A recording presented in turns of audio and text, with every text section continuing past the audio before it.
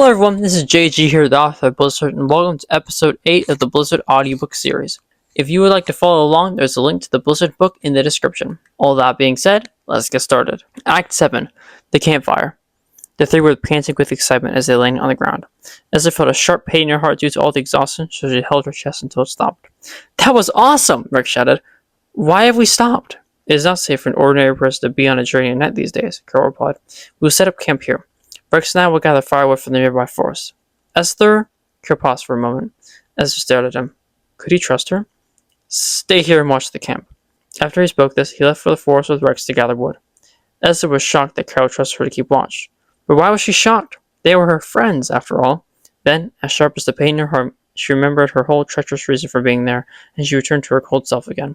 She needed to find a way to cut off the bond she made with these people, for she couldn't live with herself through all the pain she would feel if she betrayed them while still claiming to be their friend. Suddenly, she got a call from her boss. Esther, what is your progress? Are the targets there? No, the targets are not here right now. They're gathering firewood. We're currently at the beginning of the Great Mountains. The Great Mountains? Magnolia shouted. How'd you get there so fast? The panda created skates for the bottom of our shoes to match the foxes. We make great speed using them. Magnobus was suspicious with the mention of a name. Don't you develop a connection with these targets? What connection? Esther asked, trying to hide it. Don't play dumb. Magnobus responded sharply. I knew you would try to make a connection. You're still like how you were when you were a kid. Weak. If you made a connection, cut it off at all costs. Understood, Esther replied coldly. She was very upset, but she managed to hide it well, as she always did. Now, I will inform you of the layout of the base and you will trick them, Magnobus said. So to start, let them know somehow they'll have the Malaxium. Then... As Magnobus explained to Esther how to carry out her wicked deed, Karol and Rex finished their gathering of firewood. Shortly before they arrived back at camp, Esther finished up her call and sat on the ground. We got the wood! Rex said joyfully as he and Karol threw the wood on the ground a few feet in front of Esther. Karol sat down as Rex crouched, opened his bag, took out his blowtorch, and used it to light the fire. As Rex was lighting the fire, Esther spoke. I have received new information from one of my clients. Magnobus has the Malaxium. Karol and Rex looked at each other, confused. Esther noticed. Then they looked back at Esther. Client? Can he be trusted? Yeah, Esther said, looking down. He can. He lives in Magnobus's base and knows it well, inside and out. I've known him since I was a kitten. He can be trusted. Okay, then, Karol said suspiciously. Rex finished lighting the fire and sat down next to Karol. The three of them looked out of the cave and saw purple beams shooting out of the ground, lighting the night sky like fireworks. The world has been like this for 5 days now.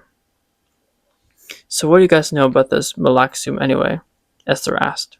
She had to start a conversation to find a way to break their newfound relationships. Not much, Karol replied.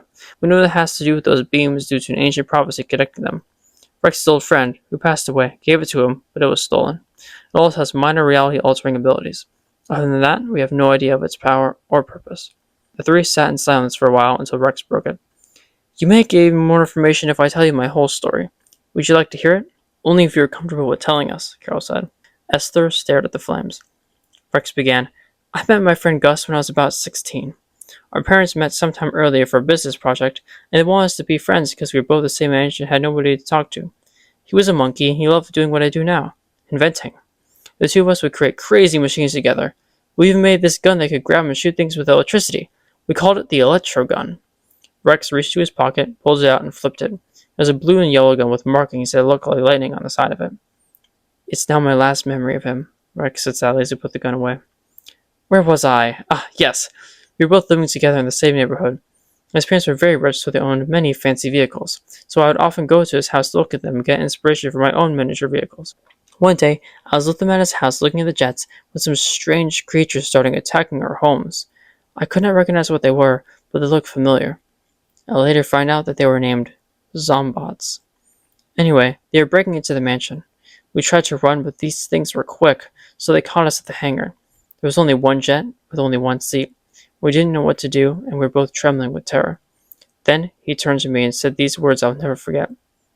Rex, listen to me very carefully. He grabbed my right hand, opened it, and placed a strange dark red stone and a key in it. That key is to the jet, he said. Well, what do I need that for? I replied teary-eyed. Take that stone and get it as far away from here as possible. You're a better pilot than I. Your dad trained you, so you need to be the one to fly it away.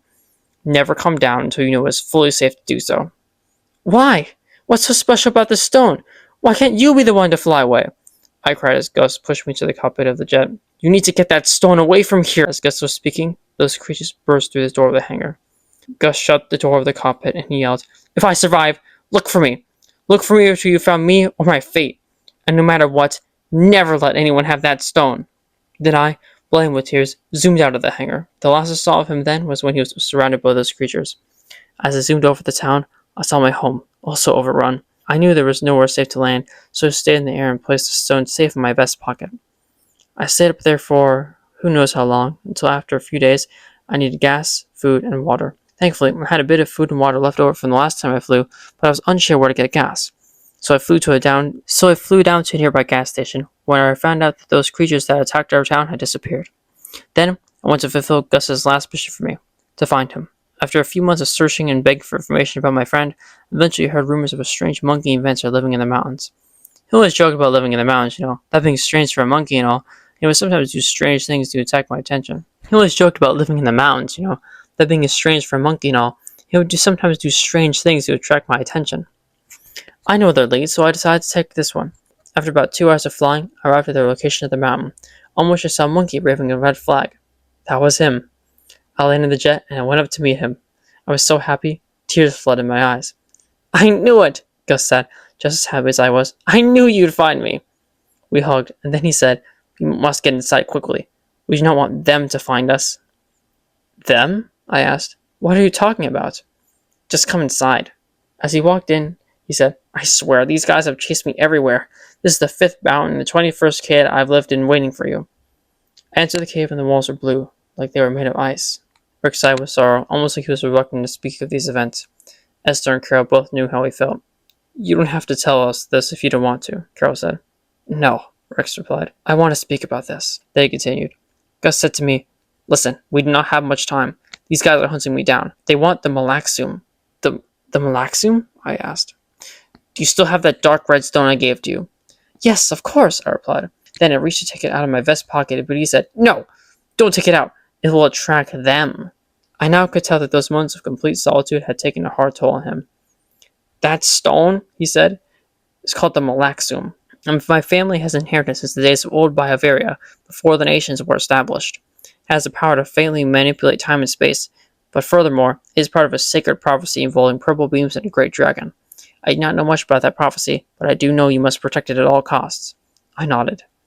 Suddenly, this all happened so fast, a great shot rang out. I looked to my left, then to my right, then back at Gus. He had a great bullet wound right in his heart. Run, he said, blood filling his mouth. Protect the stone! I ran as fast as I could out of the room, but then it just dawned on me what had happened. My best friend was dead. I wanted to break down crying, but I couldn't. I just felt an empty pain. But then I felt a huge anger, and I rushed back into the room with my electro gun. I had to bring this killer to justice. I looked all around the room, but I found no trace of him. I just wanted to hunt him down and wring his neck, but I controlled myself. I knew what could happen if one just went blindly by their own emotions, and I didn't want to end up like that. I never let my grief overcome me like a wild horse. I had a mission, to protect the Malaxum. Even when the stone was stolen, I kept my cool.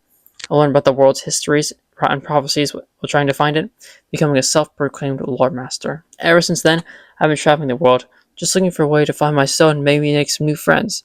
I never dreamed I'd make friends like you two, though. Karol smiled, but Esther was just staring at the fire. Her conscience was nudging at her treachery, and she hated it. She needed a way to sever the bond quickly with as little pain as possible, so she wouldn't have to feel anything which carried out her evil plans. Friends? She asked rudely. How would I ever be friends with you? Do you have no sympathy? Karol asked with a sorrowful tone.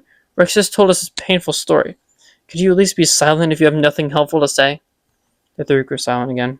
Esther, asked Rex, breaking the silence, if you don't mind me asking, why exactly did you attack Karol in the village? Esther's stress, already boiling due to her contents, doubled due to this question. She attacked because she was following orders. It was that simple. Her head was making everything complicated. Yeah, Karol said. Every syllable that was spoken doubled Esther's stress. I was beginning to ask you that. Do you know anything further about the prophecy? Then Esther exploded. Did I not tell you I don't know? No, replied Lex gently. You didn't. Esther shouted, then stood up and said in a shaky, scared, and angry voice, Look, I betrayed my master to help you. And do I get a thank you? No, of course not. Typical. I'm not proud of my life, but I know enough about you that you are no different than the ones who killed Jolene. Rex's eyes were filled with pity and confusion, but Carol was angered by this false and baseless accusation. What? Carol yelled with rage as he stood up. We treated you with nothing but undue kindness ever since we met you. Notably after you tried to kill me, and you had the audacity to accuse me of murder? Esther's eyes, as well as Carol's, were filled with tears. We can't think clearly at this hour of the night, Rex stated, breaking the silence. Let's go to sleep. That's fine with me, Carol replied. Then he shot the fire with his eyes, extinguishing it, and the three fell asleep.